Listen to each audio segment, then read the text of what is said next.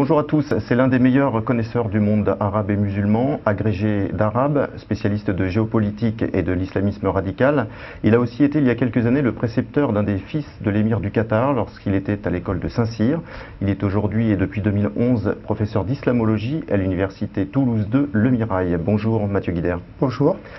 Une semaine après la destitution de Mohamed Morsi en Égypte, on voit que le plan de transition est critiqué de toutes parts. Comment est-ce que vous voyez évoluer la situation sur place ?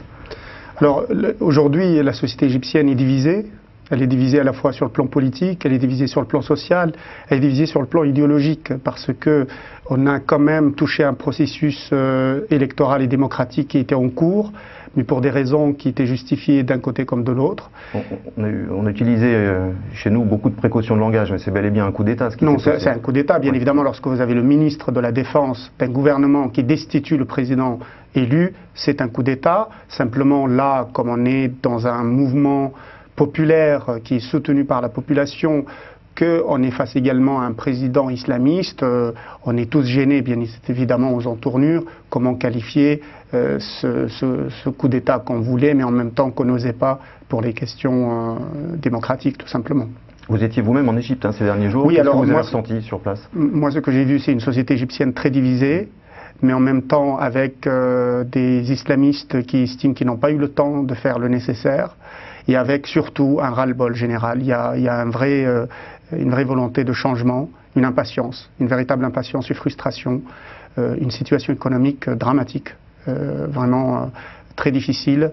Et les Égyptiens, quel que soit leur bord aujourd'hui, veulent que cela change, veulent qu'il y ait une amélioration de la situation économique. On a vu récemment, donc les pays du Golfe ont injecté plus de 12 milliards dans cette économie. Sinon, l'économie égyptienne, vraiment, tous les indicateurs sont dans le rouge. Alors, pas tous les pays du Golfe, parce qu'en fait, on sent bien une séparation entre les différents États de la région. On a d'un côté l'Arabie Saoudite, les Émirats Arabes, qui sont plutôt satisfaits de ce qui vient de se passer, et puis un pays comme le Qatar, qui lui était plutôt proche des frères musulmans jusque-là. Oui, alors on a cette rupture globalement entre le soutien, quasiment tous, bien évidemment, soutiennent les islamistes. Mais il y a une divergence entre les Saoudiens qui soutiennent plutôt les islamistes salafistes en Égypte, alors que le Qatar soutient plutôt les islamistes des frères musulmans. Et encore un paradoxe égyptien, c'est que les islamistes salafistes, qui sont plus radicaux en quelque sorte que les frères musulmans, sont dans le camp des contestataires. Ils sont de côté des libéraux en réalité.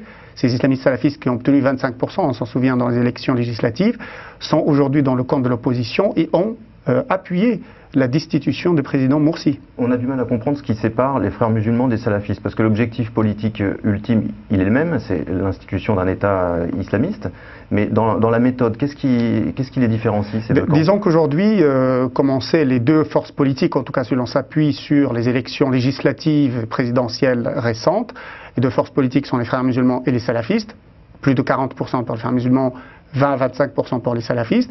Et aujourd'hui, on voit les salafistes qui, malgré leur plateforme commune avec les frères musulmans, veulent en réalité prendre le dessus et se mettre dans le camp des opposants pour récupérer en réalité les fruits de cette action de l'armée.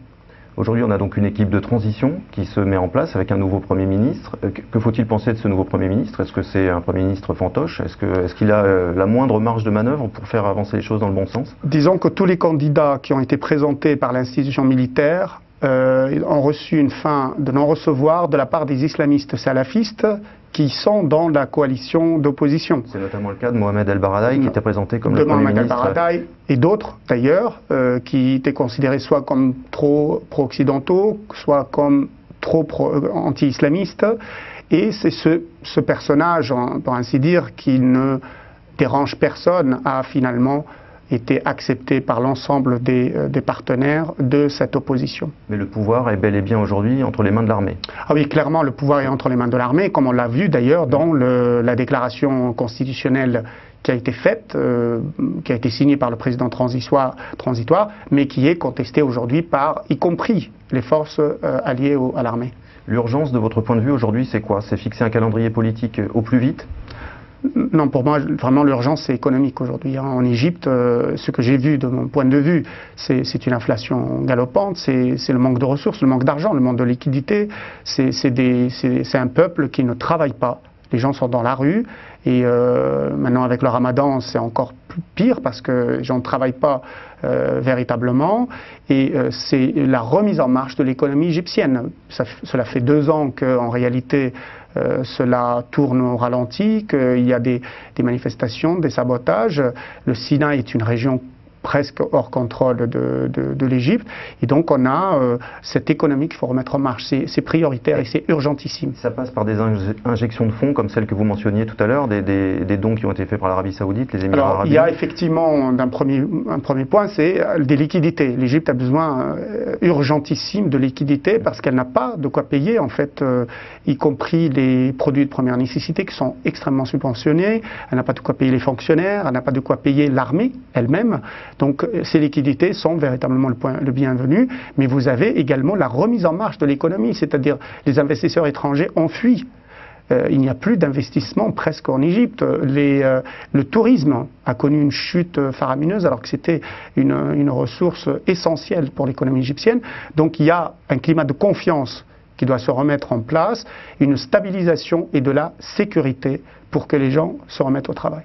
Dans le contexte actuel et d'après ce que vous avez ressenti en étant sur place ces derniers jours, est-ce que vous craignez une situation totalement chaotique qui pourrait être comparable à celle que connaît la Syrie depuis 2 ans maintenant ? Non, je crois qu'on n'en est pas encore là, pour une raison toute simple, c'est que les frères musulmans, qui sont la principale cible de toute cette contestation, ont une culture de la contestation, de l'opposition qui a plus de 100 ans. Oui.